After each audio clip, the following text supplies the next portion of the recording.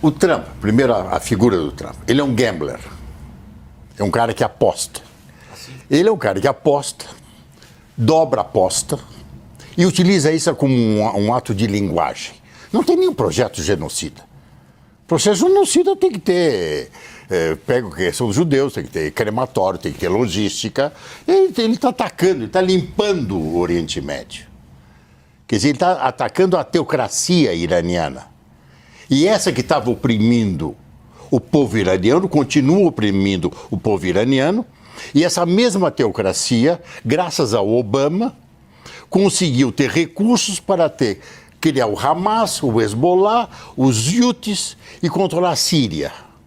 Tá? Isso é feito do Obama, que encheu a teocracia, os ayatollahs, com recursos financeiros. Então, eu acho que temos que entender que agora está limpando o Oriente Médio. Ao contrário. Um jogador, que joga com vidas. Essa é uma fala que me deixou estarrecida. E eu estou falando de Dennis Rosenfield, que é um doutor em filosofia. Eu não o conhecia até essa entrevista. Ela não tem só impacto retórico, mas ela impressiona pelos pressupostos que carrega consigo. O primeiro ponto é a tentativa de redefinir conceitos graves. Quando ele afirma que não haveria projeto genocida, com convicção parece até estar na cabeça de Trump. Ele diz que faltam elementos como crematório para isso, né? Logística e, portanto, ele reduz o conceito de genocídio a uma imagem histórica específica, essencialmente aquela associada ao Holocausto. Um erro jurídico, antes de tudo, está conceitualmente incorreto. Porque genocídio, caríssimo doutor, no direito internacional não depende de repetir o modelo nazista, mas da intenção de destruir no todo ou em parte um grupo por diversos meios. Há muita forma de ser cruel. Há aqui um problema ainda mais sério: usar um padrão extremo como régua para invalidar outras formas massivas de violência igualmente graves. Segundo ponto, a construção de uma narrativa de limpeza. Quando ele diz que determinado ator está limpando o Oriente Médio, ele é um doutor, meu Deus!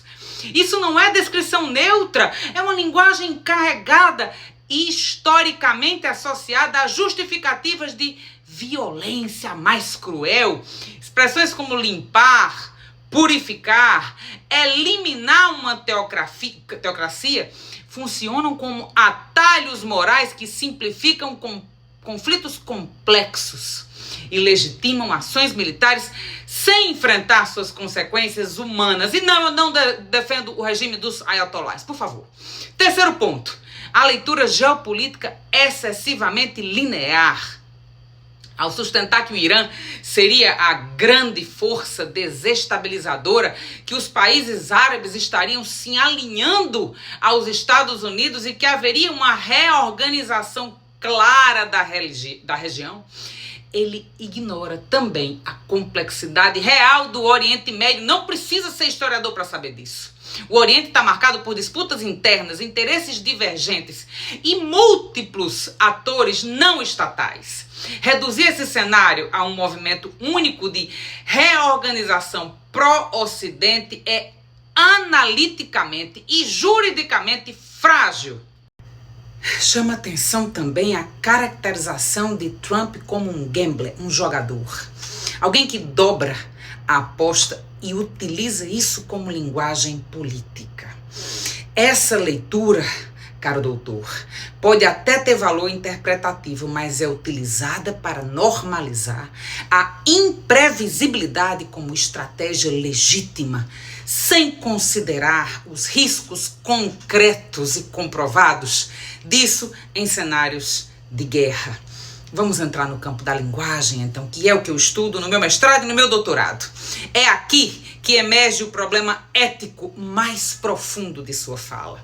Tratar ameaças de grande escala, discursos agressivos ou até insinuações de destruição como mera retórica não é neutro. É uma forma de esvaziar a responsabilidade moral da linguagem no campo político. Isso não pode ser feito. Quando uma liderança global e poderosa faz afirmações que podem ser interpretadas como hostilidade real contra povos, nações ou civilizações inteiras. Isso, meu caro, produz efeitos reais, aumenta a tensão, legitima posturas extremas, alimenta medo e pode até servir de gatilho para ações criminosas concretas. Não se trata apenas de intenção, mas de impacto.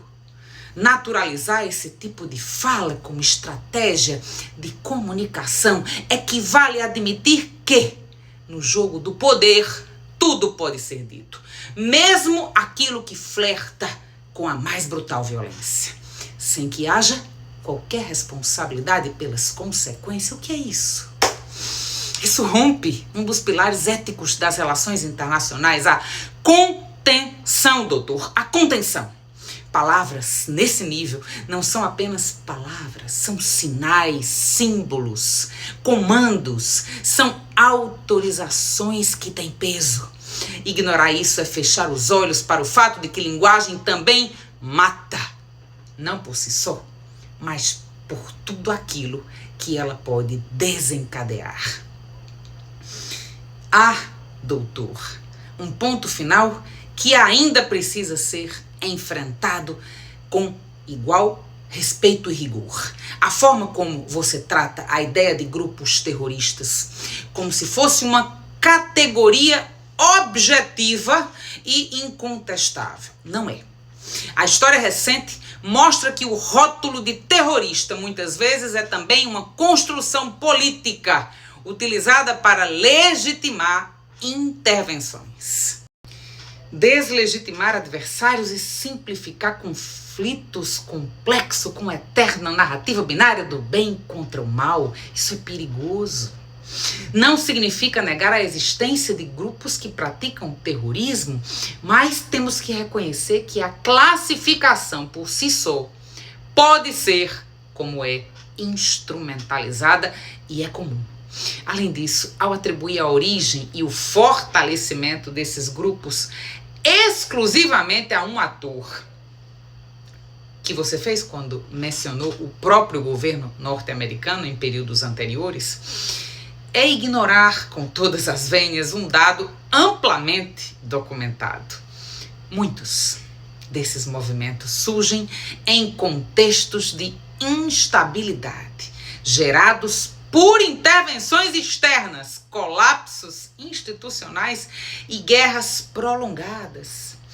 Veja, basta observar que em diversos cenários de atuação dos Estados Unidos, sob o mesmo argumento de combate ao terrorismo, vamos pensar em dois momentos, Iraque e Afeganistão. O resultado não foi a eliminação do terrorismo, mas a sua reconfiguração e muitas vezes intensificação após a retirada das forças, o que revela mais um aspecto estrutural que você desconsiderou.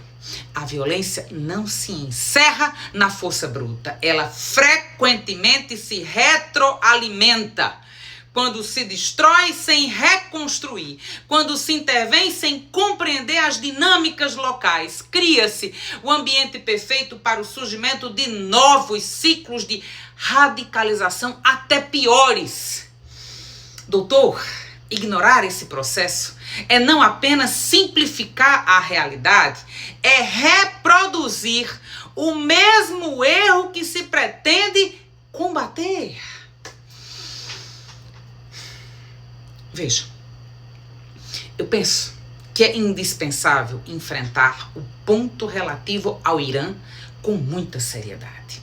Há décadas se repete a narrativa de que o Irã estaria prestes a desenvolver arma nuclear. Há cerca de 40 anos se diz isso. Até agora nada, não é? Não raramente, essa narrativa serve como fundamento para justificar pressões, sanções e até ações militares contra estados soberanos. O próprio histórico recente de avaliações de inteligência ocidentais tem indicado um quadro ainda mais complexo. Embora saibamos, todos sabem, que há enriquecimento de urânio e tensões legítimas quanto ao programa nuclear iraniano, não se sustenta de forma categórica a existência iminente de uma arma nuclear operacional. Ainda assim, essa hipótese é frequentemente mobilizada como retórica de urgência. Eu vou ser mais clara. Rejeitar esse tipo de simplificação não significa, em hipótese alguma, pelo amor de Deus, apoiar o regime dos ayatolás ou ignorar as violações internas. Não é isso. Trata-se de recusar raciocínios reducionistas em temas de altíssima complexidade. Ao transformar uma possibilidade técnica em certeza política, cria-se o ambiente propício para legitimar ataques preventivos. Vamos ver teoria dos jogos, não é mesmo? E aí se desloca o debate do campo da prudência para o da antecipação da guerra. Além disso, essa lógica ignora outro dado essencial. Discursos reiterados de ameaça, aliados a ações militares, não tendem a estabilizar regiões. É o contrário. Alimentam ciclos de desconfiança, radicalização e reação. Quando se naturaliza esse tipo de argumento sem o devido rigor factual, abre-se espaço para decisões que ultrapassam e muito o direito internacional e fragilizam ainda mais o já delicadíssimo equilíbrio geopolítica. Fica aqui a minha opinião, a sua fala, doutor, com todo respeito, e convidando muito mais para uma reflexão do que simplesmente um novo exercício retórico de alguém que discorda de você veementemente, fundamentou e respeita. É isso.